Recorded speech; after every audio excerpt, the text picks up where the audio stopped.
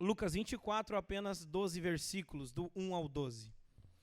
Diz assim a palavra de Deus.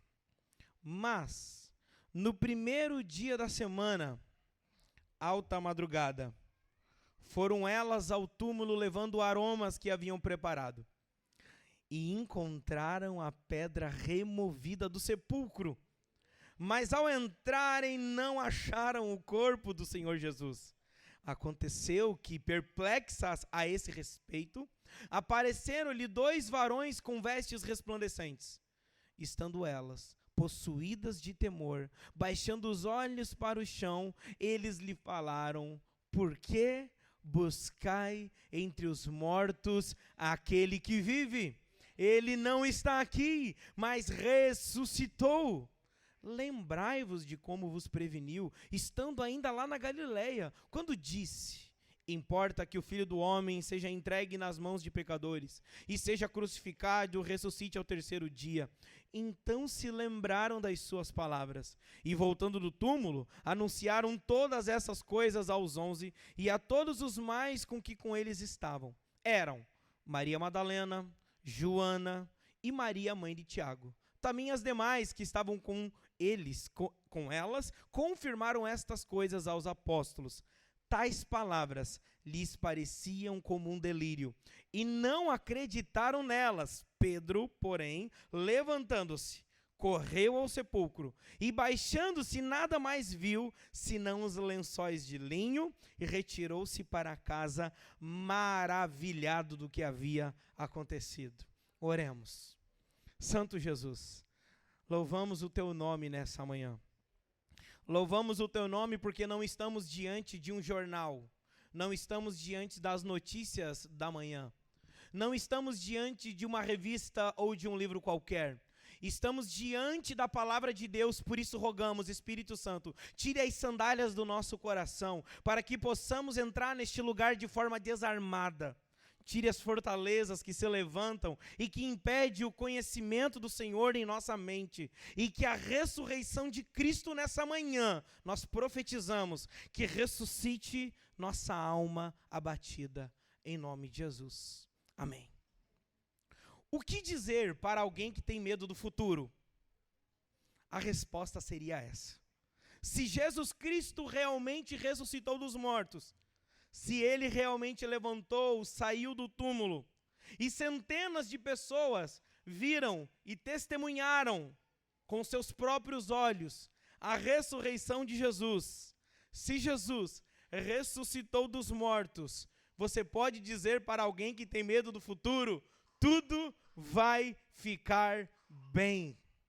Meus irmãos, não importa qual seja a sua preocupação, não importa qual seja o seu medo, tudo vai ficar bem. Porque lembre-se que não estamos falando apenas de pessoas ressurretas. Estamos falando de um mundo novo.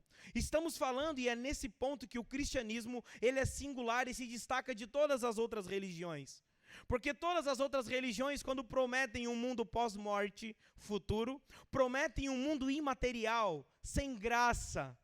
Na verdade, o cristianismo se destaca porque ele promete muito mais do que pessoas ressurretas. Promete um mundo novo, ressurreto, purificado de todo mal, de todo pecado e de todo sofrimento, como diz Apocalipse, capítulo 21, versículo 4. Naquele dia, ele vai pegar nos nossos olhos as lágrimas que escorreram e com o seu próprio manto irá enxugá-las. Só Jesus pode fazer isso. Se você hoje, irmãos, encontra-se abatido, se você encontra-se hoje precisando do poder da ressurreição, você vem do lugar certo. Porque não sou eu, mas é a palavra de Deus que irá ministrar o seu coração. Encontramos a história da ressurreição de Cristo em todos os evangelhos. Entretanto, eu escolhi o evangelho de Lucas para pregar nessa manhã, porque é o evangelho que conta essa história de forma mais completa. Na verdade, até o evangelista Lucas, ele até gasta mais tempo escrevendo sobre a ressurreição. E aqui agora, de olho no texto, vamos iniciar a exposição. Versículo de número 1 diz assim: no primeiro dia da semana, alta madrugada, foram elas ao túmulo, levando aromas que haviam preparado. Aqui nós já vamos fazer uma pergunta ao texto. Por que essas mulheres estavam levando aromas ao túmulo de Jesus? Porque elas tinham o objetivo de embalsamar o corpo de Cristo. Isso mesmo, as mesmas mulheres que testemunharam desde a Galileia Jesus subindo ao Calvário, assistiram o sepultamento de Jesus, agora elas voltam no primeiro dia da semana, no domingo pela manhã, e elas vão ao túmulo de Jesus a fim de levar aromas para embalsamar o corpo de Cristo. Mas o inesperado aconteceu. Acompanhe comigo o texto. Versículo 2 vai nos dizer que ao chegarem ao túmulo, o que aconteceu? Encontraram a pedra removida, mas ao entrarem não acharam o corpo de Jesus. Meus irmãos, imagina o susto dessas mulheres. Chegando no túmulo do seu mestre e o corpo não está lá. Imagina tantas coisas que não passou na cabeça delas. Diante desse relato, nós temos 3 possibilidades. Quais são essas 3 possibilidades, pastor? Primeira, ou os discípulos de Jesus deram um jeito e roubaram o corpo de Jesus, ou os guardas romanos sabotaram, raptaram o corpo de Jesus, ou a terceira opção, ele realmente ressuscitou. Irmãos, diante dessas 3 possibilidades, alguma delas tem que estar certa. Na verdade, a primeira tentativa de negar de forma racional a ressurreição de Jesus foi um fracasso. Isso está descrito no Evangelho de Mateus, capítulo 28, versículo 11. Os próprios sacerdotes judeus tentaram ocultar a verdade da ressurreição mediante um suborno. A primeira opção de ser raptado pelos discípulos é usada pela teologia liberal, que tenta provar que a ressurreição de Jesus é apenas um imaginário frágil que os discípulos criaram a seu respeito, como Friedrich Schleiermacher, Adolf von Harnack e toda a sua turma. Nós vamos ver, meus irmãos, que todos esses argumentos são fracassados, porque olhe para o irmão que está do seu lado e diga: a ressurreição não é um ato de conto de fadas, é uma verdade histórica. Estamos, meus irmãos, agora não precisa repetir mais. Estamos diante de um fato histórico, meus irmãos. Estamos diante de um fato comprovado pela história, que partiu a história da humanidade antes de Cristo, depois de Cristo. Eu não vou conseguir expor aqui mais de 30 argumentos que provam historicamente a vinda de Jesus, mas você pode vir aqui mais nas entranhas da vida da igreja, que nós vamos passando isso para todos. Meus irmãos, nós temos aqui 3 argumentos. A ideia de que os discípulos levaram o corpo de Jesus. Por que essa ideia é fracassada? Pensa comigo. Mesmo que os discípulos tentassem roubar o corpo de Jesus, os guardas estavam de sobreaviso. E não eram qualquer guardas. Eram guarda romana, ou seja, os discípulos de Jesus eram tudo homens assim mais fracos, fisicamente falando. Entretanto, os guardas, homens preparados para a guerra, para o combate, não seriam vencidos por pescadores como Pedro. Não seriam. Até então, mesmo se conseguissem, por um milagre, derrubar a guarda que estava de sobreaviso, a pedra, meus irmãos, precisaria ser rolada, e 11 discípulos não iam conseguir fazer isso. Então, os discípulos de Jesus não roubaram o corpo de Jesus. O segundo argumento de que a guarda romana roubou o corpo de Jesus Cristo para ficar como se ele fosse tipo assim, guardando, para que se os discípulos ficassem lá pregando ressurreição, o que eles iam fazer quando os discípulos pregassem a ressurreição? Eles iam trazer a prova irrefutável, eles iam trazer o corpo morto de Jesus. Não foi isso que aconteceu. Nós só temos uma opção para ficar nessa manhã. Nós só temos a terceira opção de reconhecer que realmente Jesus ressuscitou. Meus irmãos, a melhor notícia que o mundo já ouviu não veio do templo dos judeus, não veio das escolas de filosofia de Atenas, não veio da autoridade governamental de Roma. A melhor notícia que esse mundo já ouviu veio de um túmulo vazio. Oh, meus irmãos, a melhor notícia que nós podemos ouvir veio de um túmulo vazio, da presença do corpo morto, mas cheio de significado, de um Cristo redivivo. John Opdyke, ele brilhantemente afirma assim: Não se engane, abre parêntese. Se Jesus ressuscitou, foi com seu corpo. A pedra foi rolada. E essa pedra não era de papel machê. Não uma pedra de conto de fadas, mas a vasta rocha da materialidade que no lento moer do tempo vai eclipsar para cada um de nós a vasta luz do dia. A história da Páscoa não termina em morte, embora a Páscoa começa em morte. A Páscoa, ela termina em ressurreição. Podemos até chorar amargamente na sexta-feira da paixão, mas no domingo da ressurreição, nós nos lambuzamos na doçura que é o Cristo redivivo. Meus irmãos, é por causa da ressurreição de Jesus que nós não pregamos um Deus que esteve vivo e está morto. É por causa da ressurreição de Jesus que nós pregamos um Deus que morreu e agora vive pelos séculos dos séculos. Irmãos, se a morte de Jesus é o seu último degrau da humilhação, a glorificação de Jesus a ressurreição de Jesus é o primeiro degrau da sua glorificação. Pensa comigo, se Jesus Cristo não ressuscitou, seria vã a nossa fé. Mas se Jesus Cristo ressuscitou, toda a nossa incredulidade é em vão. Para pensar, meus irmãos, se Jesus não tivesse ressuscitado, essa história de cristianismo seria em vão, seria a maior fraude dessa história. Mas como Jesus ressuscitou, o cristianismo é a única verdade absoluta que tem o poder de nos fazer enxergar a vida como ela realmente é, o nós quem realmente somos, o que nascemos para fazer e ver a Deus como Ele realmente é. Isso é glorioso.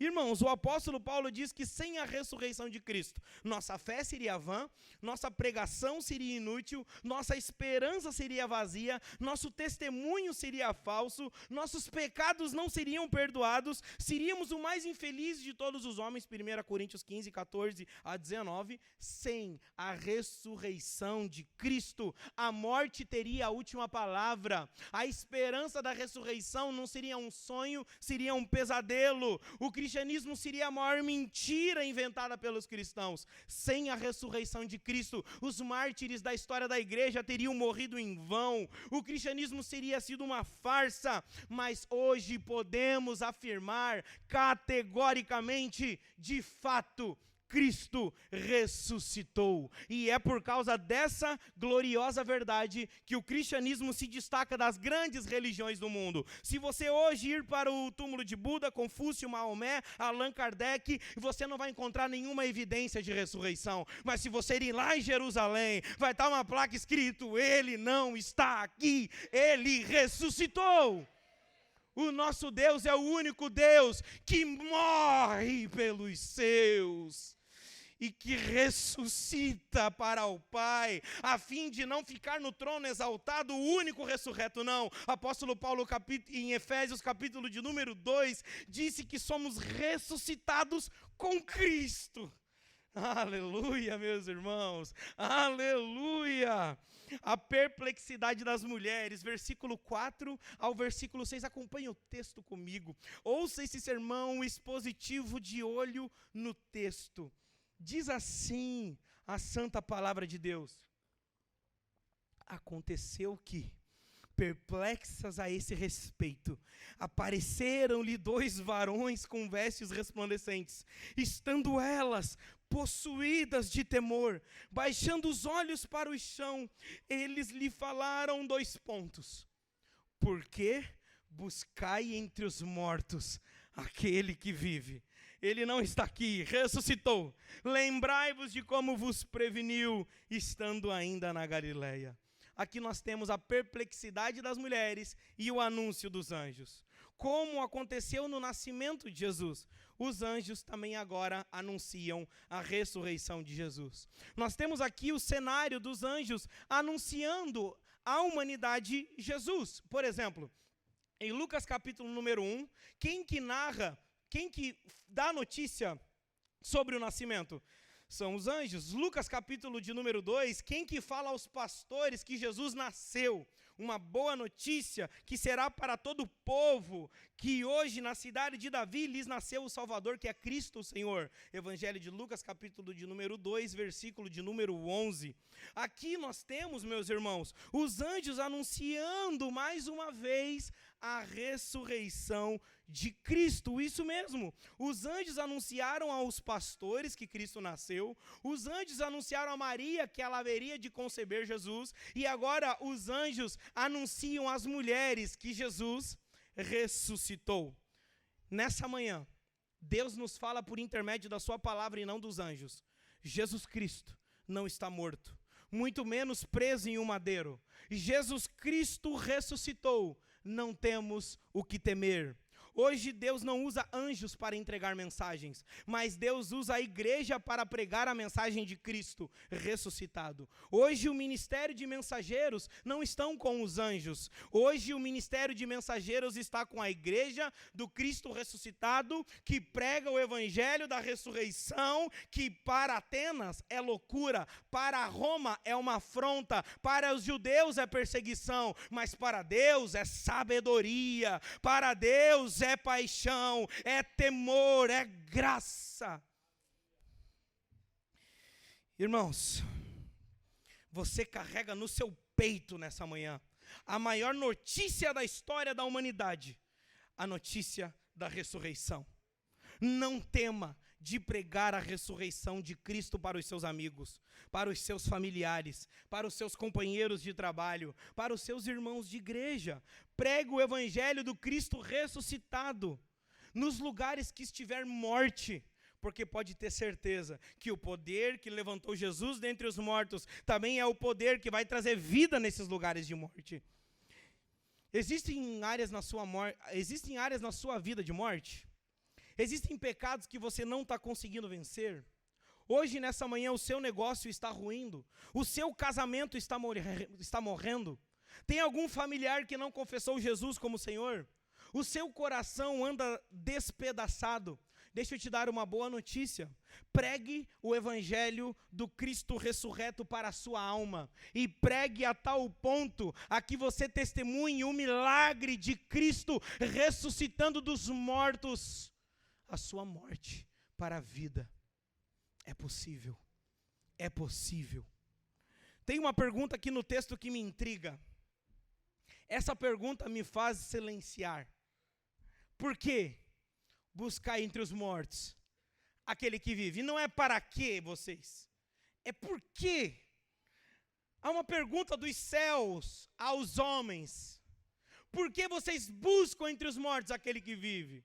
Há uma pergunta de Deus ao século 21.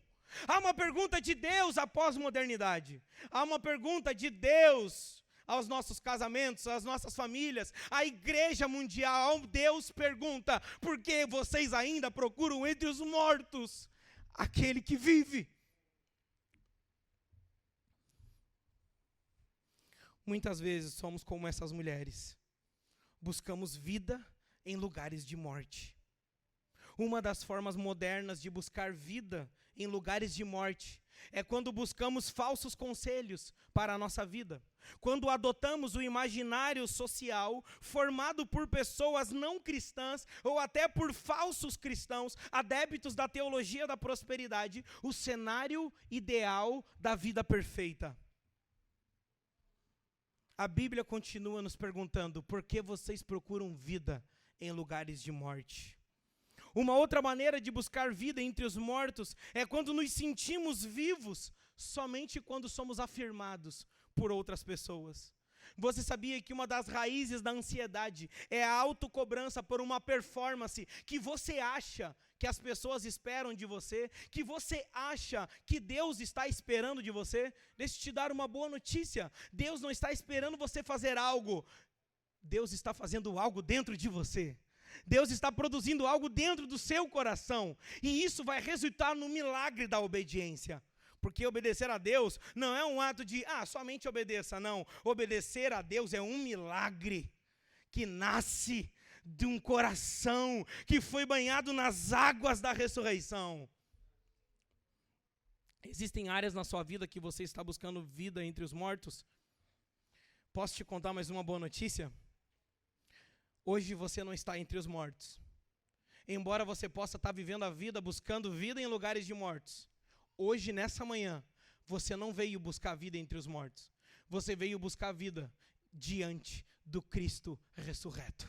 Hoje você não está diante da morte. Hoje você está diante de um Deus que esteve morto e agora vive pelos séculos dos séculos e que te trouxe aqui para ressuscitar o seu coração, para ressuscitar a sua fé, para ressuscitar a sua vida, porque Ele é um Pai de graça, porque Ele é um Deus de amor, porque Ele é um Espírito Consolador, Ele é um Cristo abrasador, Ele é um Deus que não perde para ninguém. Mesmo que Jonas queira ir ao contrário, Deus convence Jonas a ir para a vontade de Deus.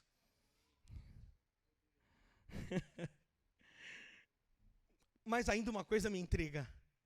Por que elas buscam vida entre os mortos? A gente precisa responder essa pergunta, gente. A gente precisa responder essa pergunta. Tem uma pergunta aqui no ar. Deus está fazendo uma pergunta para a humanidade. Por quê?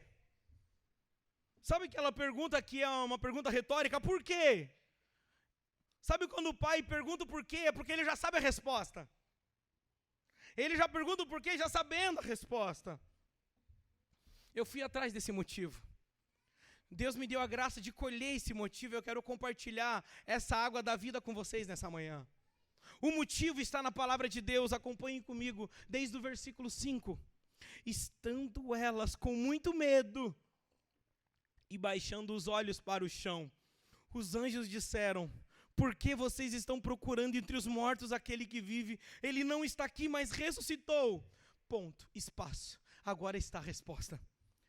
Lembrem-se do que ele falou para vocês, estando ainda na Galileia. Irmãos, elas estavam buscando vida entre os mortos, porque elas se esqueceram da palavra de Cristo sobre a vida delas. Isso mesmo, o cristianismo não é uma religião de mistério. Jesus nunca deixou em mistério, no ar. Jesus nunca deixou em segredo que ele iria para a cruz e iria ressuscitar. Pelo contrário, na quinta-feira, meus irmãos, onde nós vemos isso, Evangelho de João, capítulo 14, 15, 16, 17, Jesus passa 4 capítulos preparando os discípulos para esse momento. O cristianismo não é uma religião de mistério, é uma religião de revelação, de um Deus que se revela ao povo. Não é um Deus que fica atrás da cortina e com um pezinho só aparecendo e tentando, vamos ver se o filho me acha. Não, o cristianismo é uma religião que Deus rompe o véu, Ele vem em direção ao filho, é uma ação monergística, é uma ação onde Deus dá o primeiro passo. Ei, meus irmãos, o evangelho, ser cristão, não é um jogo de xadrez, aonde você obedece um pouquinho, aí Deus dá mais um pouquinho dele. Você dá um pouquinho, aí não, meus irmãos, a boa notícia, o evangelho é uma boa notícia de que Deus vai em direção aos homens. Oh, meu Deus, aleluia. Quantos estão sendo ministrados? Essa espada tem 2 lados, está me ministrando também. O que os anjos fazem é um ato que expressa a graça de Deus, de levar essas mulheres de volta às palavras de Cristo. Os anjos relembram o que Jesus disse em Lucas 24, quando ele falou claramente sobre sua crucificação e ressurreição no 3º dia. Jesus disse: lembrai-vos de como vos preveniu ainda na Galileia. 2 pontos. Agora, importa que o Filho do Homem seja entregue nas mãos de pecadores, seja crucificado e ressuscite ao 3º dia. Ou seja, Jesus disse que iria morrer e queria ressuscitar ao 3º dia. Por que elas estavam indo no túmulo embalsamar o corpo de Jesus? Se o Jesus disse para elas na quinta-feira: eu vou ressuscitar no 3º dia. Porque elas se esqueceram das palavras de Cristo. Guarde isso no seu coração. Princípios para a vida. Quando nos esquecemos das palavras de Cristo, começamos a nos lembrar da velha vida de pecado. Quando nos esquecemos das palavras de Cristo, começamos a nos encher de falsas ideias sobre quem somos, sobre quem são as pessoas e sobre quem Deus é. Normalmente, quando você está amargurado, quando você está chateado, normalmente, quando você está criando coisas sobre alguém, sobre Deus e sobre si mesmo, é porque você está se esquecendo das palavras de Cristo. Aqui eu vou me encaminhando para o fim. A cruz marca o fim da morte. E a ressurreição marca o início de uma nova vida. Você consegue respirar esse ar? Nova vida. Só o Evangelho pode fazer isso. Sabe quando você respira uma nova vida? Sabe quando você entra num novo país? Já teve esse sentimento? Quando você entra num novo país, faz assim, ó. Sabe quando as crianças entram em Nárnia? Elas passam do armário. Quando chegam em Nárnia, tudo ganha cores. Tudo ganha sentido. Agora a gente chegou no nosso lugar. Só o Evangelho pode fazer isso. O Evangelho tem a verdadeira proposta para vivermos a vida com esperança. Não a esperança embalada pelo triunfo terapêutico, da idolatria, da positividade. Daquela pessoa, tem que pensar positivo toda hora. Não. Eu estou falando de uma esperança, de até quando os seus planos frustram, de até quando você chora, é capaz de te sustentar. Até quando tudo dá errado, meu irmão. Até quando te traem. Até quando fazem injustiças com você. Até quando o seu coração é despedaçado. Só o Evangelho consegue sustentar o coração do homem e produzir nele uma esperança eterna. Porque a esperança do Evangelho, ela não é temporal, ela é cósmica, ela atravessa as fronteiras do tempo e finca a nossa convicção, não na nossa aposentadoria, não no carro dos sonhos, não há 30 anos, 40 anos, não. A convicção que o Evangelho traz no nosso peito é colocar o nosso coração lá na Cidade Santa, lá na parousia, lá no segunda volta de Jesus, lá no Maranata, ora vem Senhor Jesus, lá nos céus dos céus. Ressuscitados com Cristo, podemos viver hoje no presente uma nova vida com Deus. Efésios capítulo 2 diz que não seremos ressuscitados, diz que já somos ressuscitados com Cristo. O verbo aqui não está no futuro, está no presente. Já somos ressuscitados com Cristo. E se somos ressuscitados com Cristo, estamos espiritualmente com Cristo nos céus. Efésios 2, do 4 ao 6. Deus nos ressuscitou juntamente com Ele, e com Ele fez-nos assentar nas regiões celestiais. Irmãos, essa declaração mostra quais são as profundas mudanças quando alguém se torna cristão. Quando alguém vai viver uma nova vida embalada pelo poder da ressurreição de Jesus, não é sobre mudar uma página nova. Não é sobre entrar em um novo momento da vida. Não é sobre se esforçar para viver uma vida eticamente correta, embora isso também aconteça. Não se trata apenas de estar filiado a uma sociedade religiosa, é muito mais do que isso.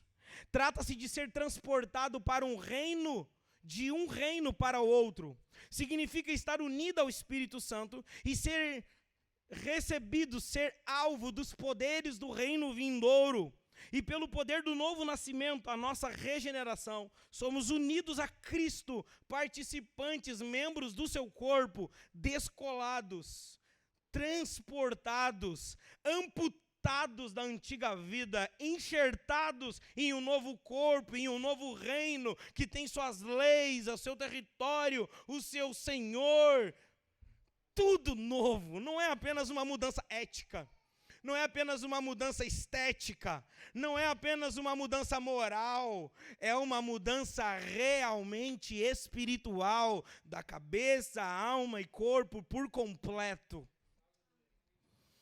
O cristão que ganha a vida espiritual, embora ele está morto com seus pecados, embora ele habita num corpo de pecado, sabe qual é a boa notícia? Ele pode desfrutar dos prenúncios do estado futuro final, no presente agora, uma liberdade para servir a Cristo e obedecer a sua vontade. Nós somos cristãos que começamos a viver no presente doses da eternidade neste exato momento. E eu concluo esse sermão falando sobre 3 aspectos de que a ressurreição de Jesus Cristo afeta de forma prática a nossa vida. Você que gosta de anotar, você pode já anotar o seu título. 3 aspectos de que a ressurreição de Cristo muda agora a minha vida. Primeiro aspecto que a ressurreição de Cristo toca, afeta agora a nossa vida. A ressurreição nos dá a liberdade da culpa e da vergonha. O Cristo ressurreto, o Rei, nos dá liberdade porque nos liberta do temor da culpa e da vergonha. A ressurreição, meus irmãos, é o sinal para as nossas consciências de que Jesus pagou plenamente a penalidade pelos nossos pecados na cruz.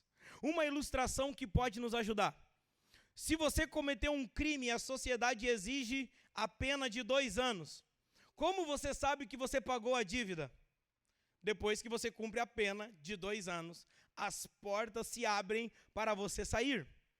Você sabia que o homem cometeu um crime? Você sabia que a humanidade cometeu um crime tão infinito que o seu castigo foi a morte eterna?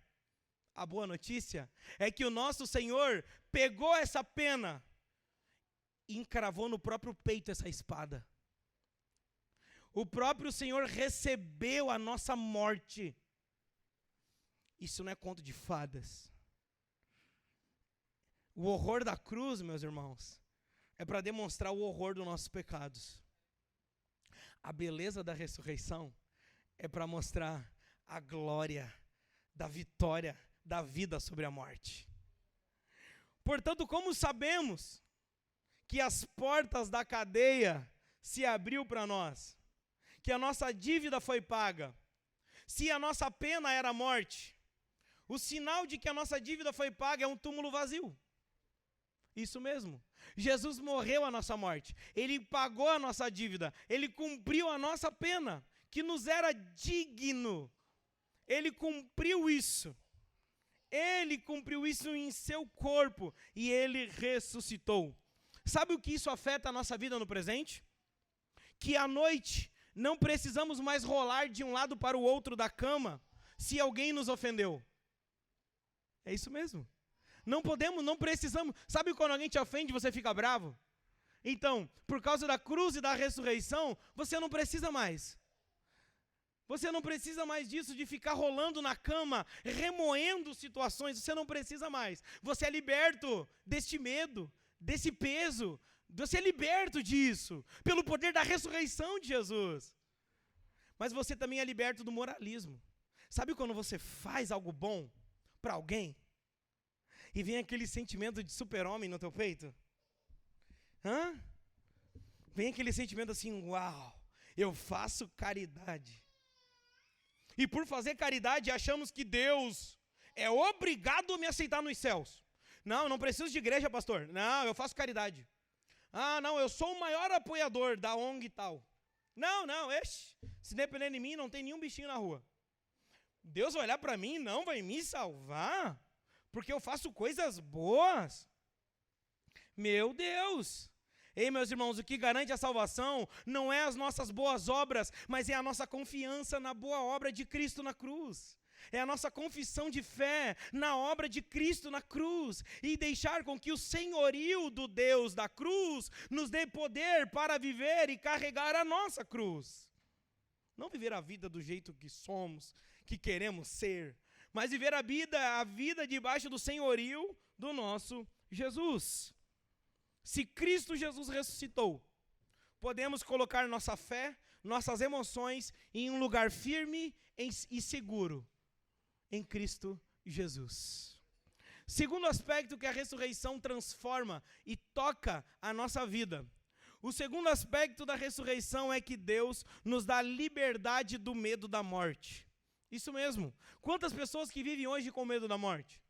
Principalmente nossa geração, que passou por esses 2 anos, onde muitos perderam entes queridos, familiares, amigos, primos, conhecidos distantes. Vimos isso acontecendo. Isso muitas vezes trouxe em nós medo da morte. Você sabia que a ressurreição de Jesus traz liberdade do medo da morte? Hebreus 2, capítulo 2, versículo 14 e 15 diz: portanto, visto que os filhos são pessoas de carne e sangue, ele também participou da nossa condição humana, para que por sua morte derrotasse aquele que tem o poder da morte, isto é, o diabo, e libertasse que durante toda a vida estavam escravizados pelo medo da morte. Olha isso, que glorioso! A Páscoa é uma boa notícia de um Deus que nos livra do medo da morte. O Cristo ressuscitado não permite apenas nós vermos e pensarmos na ressurreição futura, no advento do retorno de Jesus, mas também na nossa ressurreição presente. Ele nos assegura, nos garante vida eterna.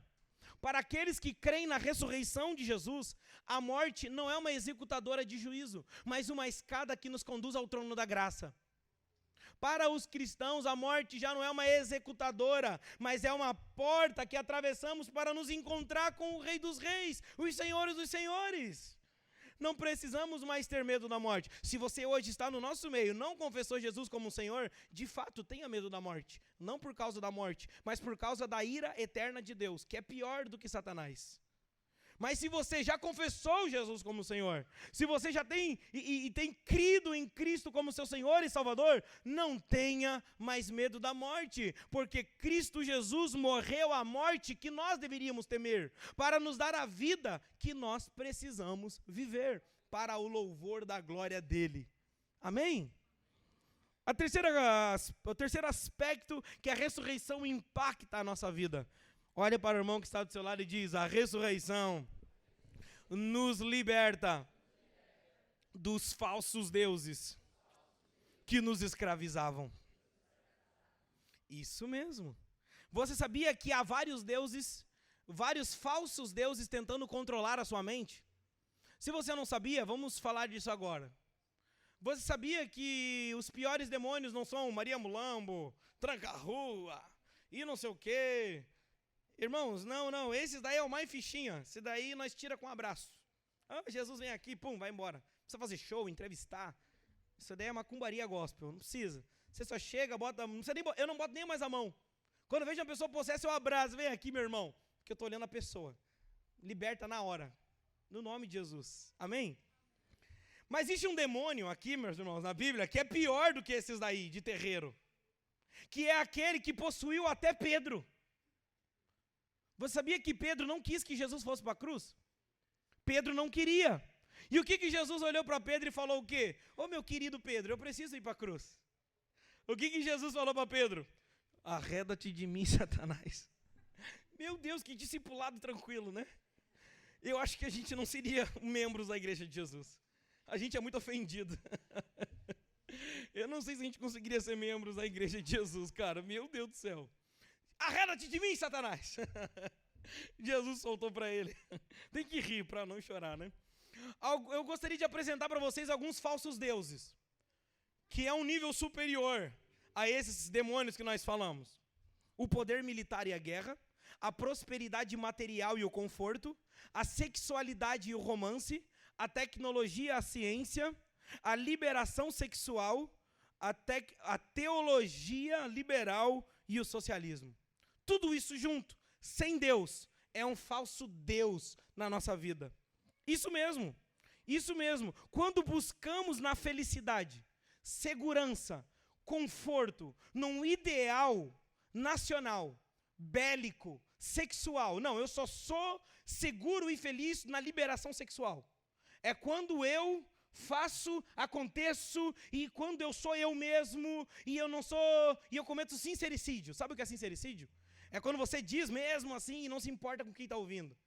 E em nome de ser uma pessoa autêntica, você acaba tornando uma pessoa que está cometendo sincericídio, que não mede suas palavras, que mata as pessoas com suas palavras. Isso não é sinceridade, isso não é ser autêntico, isso é ser mal educado. Entendeu? Isso é ser muito legal. Vamos retornar para as escrituras, né? A gente aplica mais profundamente na quarta-feira, aqui no mês de discipulado. Então, vamos lá. Meus irmãos, esses falsos deuses prometem ideais de conforto e segurança. Esses falsos deuses de ideologias, tanto do nacionalismo, como também do socialismo, como também da liberação sexual, como de qualquer lado. Isso pode se tornar um Deus na nossa vida, aonde eu acho que a minha vida e o meu negócio só vai prosperar se candidato tal estiver. O nome disso é ídolo. E ídolo tem pés de barro, precisam cair diante dos reis dos reis. A igreja do Senhor Jesus, ela tem um só Senhor. E o seu Senhor é Jesus Cristo. E nela não pode ser feito politicagem. Nela não pode ser usada para angariar votos, para fazer cada um adotar sua ideologia, independente de qual seja. Púlpito é sagrado, igreja é sagrada, e nela só tem um Senhor, Jesus, Rei dos Reis, Senhor dos Senhores. Você crê nisso? Portanto, nessa igreja você nunca verá um político subindo para pedir voto para você. Porque nessa igreja, se você congregar aqui, você só vai ver Jesus sendo pregado nessa igreja. Amém? Ressurreição derruba ídolos. Ressurreição derruba senhores. Ressurreição derruba falsos deuses. Quais são os deuses que asseguram teu peito hoje? Que fazem com que a sua fé ganhe conforto. Para alguns é a liberação sexual. Para outros é o poder. O que para você traz conforto e segurança? Para outros, pode ser o quê? Nós sempre ficamos entre Jerusalém, Atenas e Roma, né? Religião, filosofia e o Estado. Quais são os deuses? Você ancora o seu coração no Estado? Você ancora seu coração na filosofia? Você ancora o seu coração nas falsas religiões? Nessa manhã Deus te trouxe aqui para tirar o seu coração de tudo que é passageiro, para colocar o seu coração naquilo que é eterno, que é Jesus Cristo, a pedra fundamental, Rei dos Reis, Senhor dos Senhores. Colocar o nosso coração não naquilo que Jesus pode fazer por nós, porque o Evangelho não é uma boa notícia do que Deus faz para nós. O que nos deve fazer ir para a igreja não é o poder da cura, nossa, o milagre, os sinais e um paralítico levantando. Você sabia que Paulo orou para uma pessoa morta, ela ressuscitou e ele voltou a pregar e não montou o ministério da ressurreição? Paulo não pegou, gravou um CD lá e agora é o ministério da ressurreição. Ressurreição do Eutico. Não, meus irmãos, porque para Paulo sinais e maravilhas eram secundários. O que importava era a pregação pura do Evangelho. O centro da igreja não são sinais e nem maravilhas. O centro da igreja deve ser a beleza e a autoridade de Jesus Cristo. Não é nem o que Jesus pode fazer. Deve ser tão chato ter um filho que só quer você quando dá presente. Mas deve ser tão legal ser um pai que tem um filho que não importa se o pai voltou de viagem e trouxe presente ou não, simplesmente quer estar com o pai por quem o pai é. Nós pais sabemos o que é isso, né? De vez em quando a gente barganha com nossos filhos, né? E fala, ó, você vai fazer porque daí você vai ganhar aquilo. A gente não sente meio mal por isso, meio fracassados? Papais, vamos ser sinceros, a gente não sente meio fracassados? Quando a gente só consegue obediência pela barganha, eu me sinto fracassado quando isso acontece. Vocês também compartilham disso? Nós estamos aqui, agora é um momento aqui de abrir o coração todo mundo junto. Não é chato isso? Então, na nossa relação com Deus também é muito chato. Quando a gente só ama Jesus e obedece a Ele, quando Ele fala, ó, eu vou te dar a bênção, hein? Ó, eu vou te dar isso, hein? Eu vou te dar saúde emocional, eu vou te dar prosperidade financeira. E o que as igrejas modernas fazem hoje? Igreja do milagre. E lá está cheio de pessoas vazias da vontade de Deus. Por isso que igreja cheia não é sinônimo da presença de Cristo. Amém? Portanto, a ressurreição de Cristo é poder de Deus para transformar nossas vidas e colocar Ele como o único Senhor e Salvador. Ter esperança em Deus não é um desejo incerto. Sabe aquelas pessoas que falam assim? Ah, eu vou ter esperança em Deus, então eu não sei se vai dar certo. Não. Esperança em Deus não é um desejo incerto. É um desejo confiante que Deus pode até nos decepcionar os nossos planos. Mas o seu plano é infinitamente sábio e bom. Se cremos na ressurreição de Jesus, isso quer dizer que confiamos em um Deus bom, poderoso, que faz das trevas luz e que está pacientemente pondo em prática um plano eterno para a sua glória, para o nosso bem e para o bem do mundo. Esperança cristã significa parar de apostar a minha vida na minha felicidade e começar a descansar e colocar a nossa vida para a glória e para a vontade do nosso Deus. A ressurreição nos ensina a viver. A ressurreição nos devolve a vida. A ressurreição é poder de Deus para conseguirmos viver para Deus. Podemos descansar nele. Tudo vai ficar bem. Olhe para o irmão que está do seu lado e diga: ei, tudo vai ficar bem. Sabe por quê? Porque Jesus ressuscitou. Nos unimos nessa fé? Nos unimos nessa esperança? Vamos levantar e ceiar, então.